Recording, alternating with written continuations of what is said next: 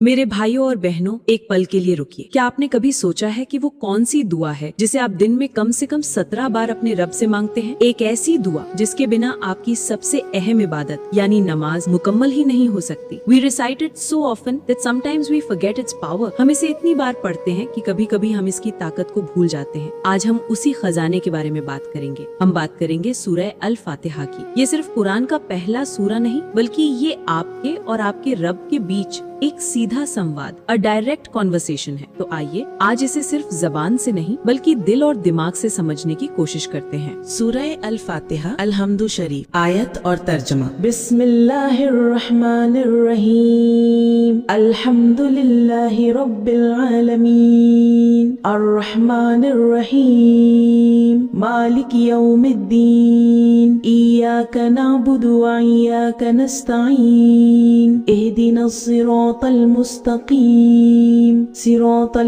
लज़ीना अनअमता अलैहिम गैरिल मग़दूबि अलैहिम वलद्दाल्लीन।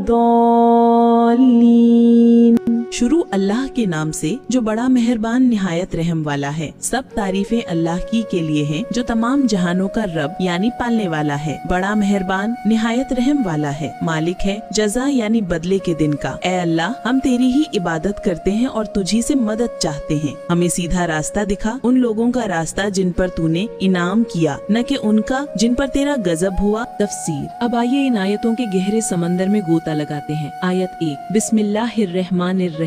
ये सिर्फ एक शुरुआत नहीं है, ये एक ऐलान है। जब आप कहते हैं बिस्मिल्लाह तो आप कह रहे होते हैं कि मैं ये काम, कुरान पढ़ना, खाना खाना, कोई भी काम अपनी ताकत से नहीं बल्कि उस अल्लाह के नाम की बरकत से शुरू कर रहा हूँ जो रहमान और रहीम है। अर रहमान यानी अल्लाह की वो रहमत जो सबके लिए है, चाहे कोई उसे माने या ना माने। हवा, पानी, सूरज की रोशनी, ये सब अल्लाह की रहमानियत की निशानी है। It says universal all encompassing mercy, यानी ये उसकी सार्वभौमिक सर्व समावेशी दया है। अर रहीम यानी अल्लाह की वो खास रहमत जो सिर्फ ईमान वालों के लिए है, खासकर आखिरत में। ये एक खास इनाम है। तो जब आप ये आयत पढ़ते हैं, आप अल्लाह की रहमत की दो परतों को स्वीकार करते हुए अपना काम शुरू करते हैं। आयत 2, अल्हम्दुलिल्लाहि रब्बिल आलमीन। अल्हम्दुलिल्लाह यानी तमाम तारीफें सिर्फ अल्लाह के लिए है। यहाँ शुक्र नहीं, हम्द का लफ्ज इस्तेमाल हुआ है। शुक्र किसी एहसान के बदले में होता है, लेकिन हम्द किसी की जात और सिफात यानी गुणों की वजह से होती है, चाहे उसने आपके साथ कोई एहसान किया हो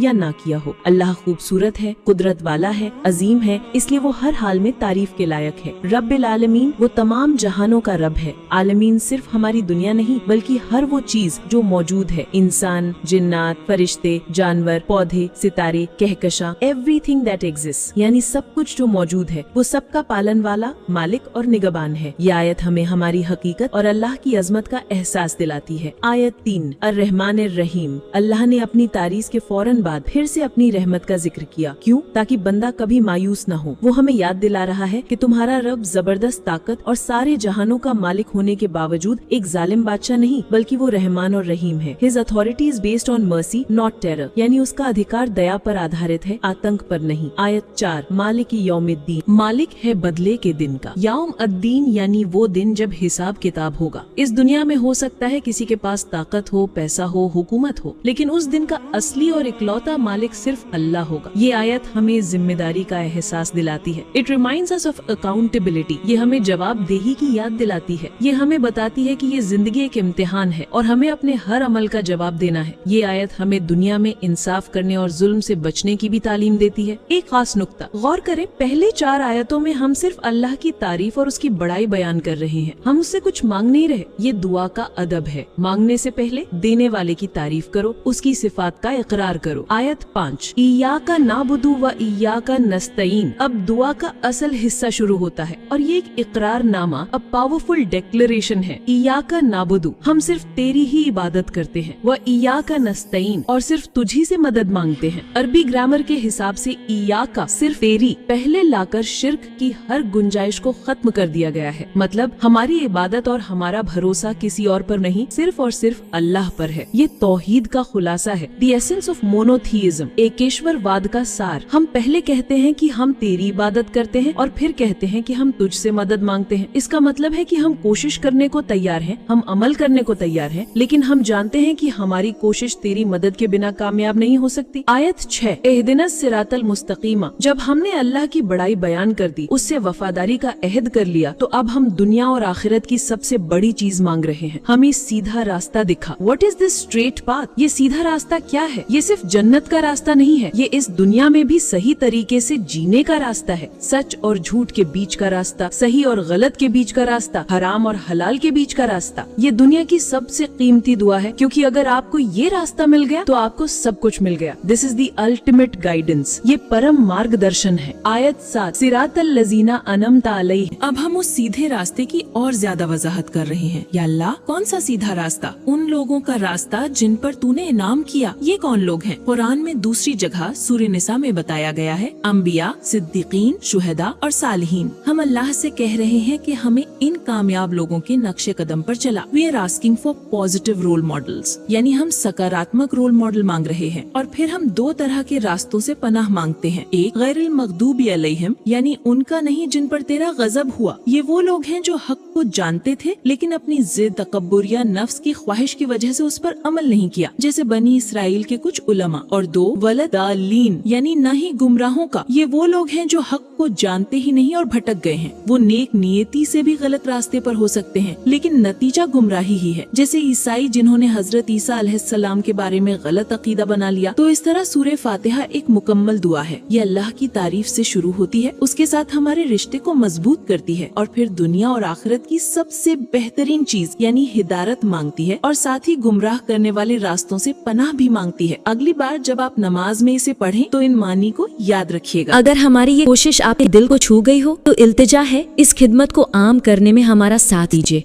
वीडियो को लाइक कीजिए, अपने अजीजों के साथ शेयर कीजिए और कमेंट के जरिए हमें बताइए कि ये सूरह आपके दिल में क्या एहसास छोड़ गया। और अगर अब तक आपने इस चैनल को सब्सक्राइब नहीं किया तो सब्सक्राइब कर लीजिए, ताकि जब भी एक नई सूरह हम लेकर आएं वो सबसे पहले आप तक पहुँचे। दुआओं में याद रखिए। वस्सलामु अलैकुम व रहमतुल्लाहि व बरकातुहू।